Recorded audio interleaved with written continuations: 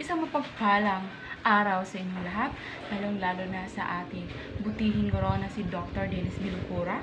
Ako nga pala si Binibining Jessa D. Eladio at ako ngayon ay maglalahad ng aking pagpapakitang turo gamit ang mga realia o ang mga totoong bagay. Ang aking topiko na aking ilalahad ngayong araw ay patungkol sa ang dalawang uri ng pangalan. Ngunit bago natin tatalakayin ang dalawang uri ng pangalan, ay babasahin ko muna ang ating mga layunin. Natutukoy ang dalawang uri ng pangalan. Nakakapagpresenta ng dula tungkol sa dalawang uri ng pangalan. Napapahalagahan ang papel ng pangalan sa wastong pakikipagtalastasan at pagpapahayag ng sariling ideya. Sa muli, ano nga ba ang pangalan? Pag sinabing pangalan, ito ay naiisip natin na ito ang pangalan natin. Pangalan ng mga bagay o di kaya'y ng lugar. At yun ang naiisip ninyo at yun ay tama. Pag sinabi nating pangalan, ito ay tumutukoy sa direktang pangalan ng tao, ng bagay, ng hayop, ng pangyayari, o di kaya pagdiriwang. May dalawang uri ang pangalan. Pag sinabing pangalan, ito ay may dalawang uri. Una narito ay ang pantangi. Pag sinabi nating pantangi, ito ay ang mga tiyak na pangalan. Tiyak na pangalan ng tao, lugar, o institusyon. Batay sa aking sinabi na ibig sabihin ng pantangi, ano ang inyong mahihinuha patungkol dito? Tama, ang mahihinuha ninyo ay ang mga binanggit ko ay ang mga pangalan na nagsisimula sa malaking titik. Halimbawa na lamang, pangalan ng tao, lugar o institusyon. Halimbawa na lamang ng pangalan ng tao ay Jessa. At ang halimbawa ng lugar ay pwedeng Mabinay, o di kaya'y Negros Oriental, o di kaya'y Negros Island, Pilipinas, at marami pang iba. Basta mga pangalan ng lugar, o di kaya ng institusyon.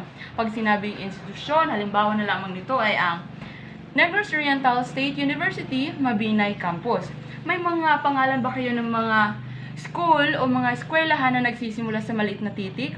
Di ba wala? Kung kaya't ang pangalan ng mga institusyon ay nabibilang sa pantangi dahil sila ay nagsisimula sa malaking titik.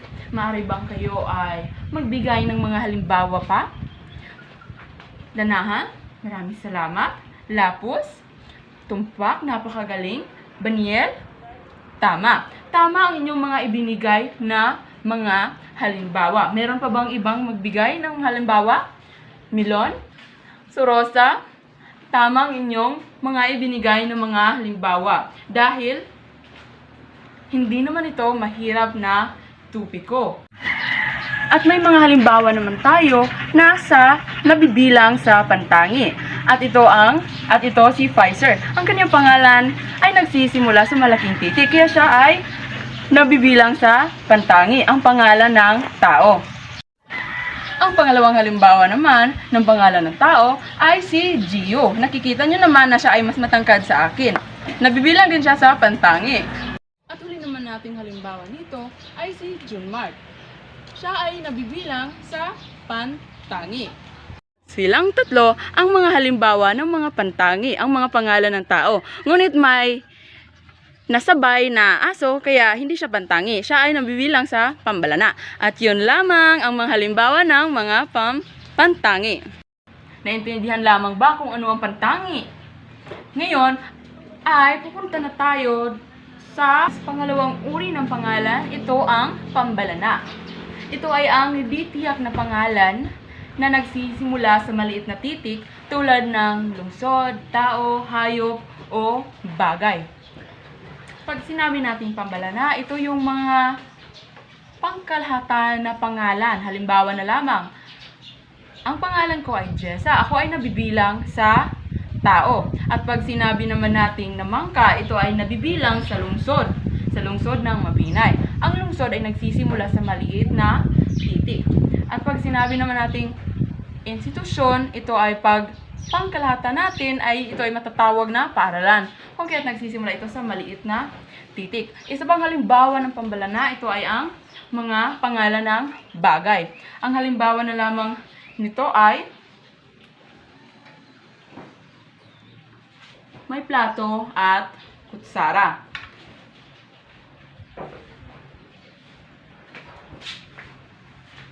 Isa pang halimbawa ay ang walis tambo. May halimbawa din tayong baso. At mayroon din tayong papel. May cellphone.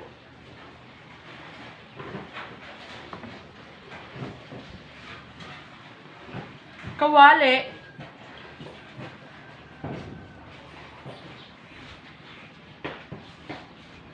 Itong lighter.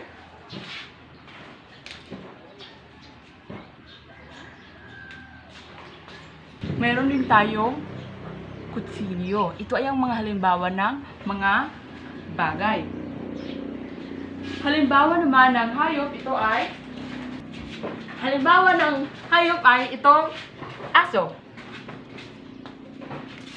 Ito ay nabibilang sa pambalana.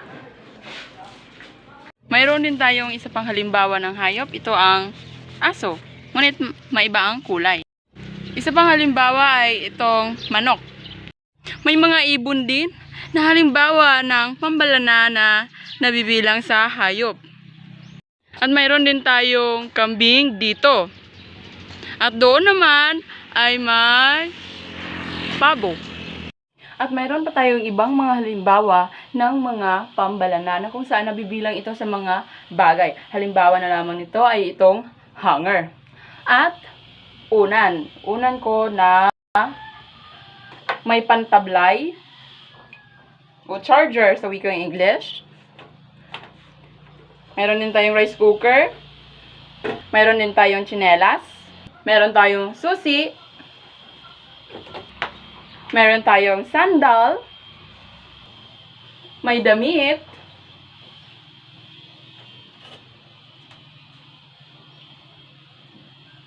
Scarf. Lotion. Suklay. Towel. Meron din tayong plies.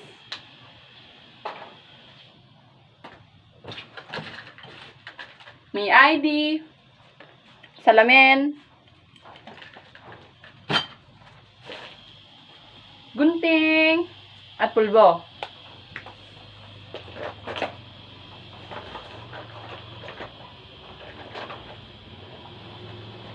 Meron din tayong pandikit na glow, pangsindi na posporo, at pangsulat na marker.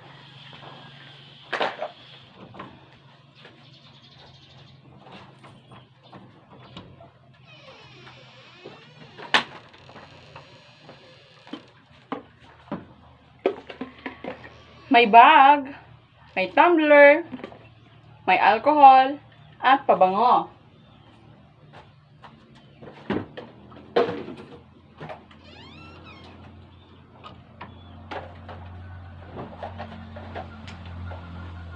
Merong medicine kit, lagayan ng gamot, at marami pang ibang uri ng mga pangalang nabibilang sa pambalana.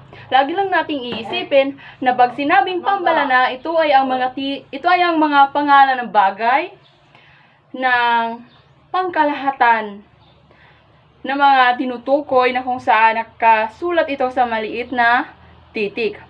Maliban na lamang kapag ito ay ginawang unang salita sa pangungusap na kailangan siyang isulat sa malaking titik. Yun lamang po, at sana ay may nalaman kayo tungkol sa pangalan na may uring pambalana at pantangi. At may marami pang Ibang mga halimbawa ng pambalana.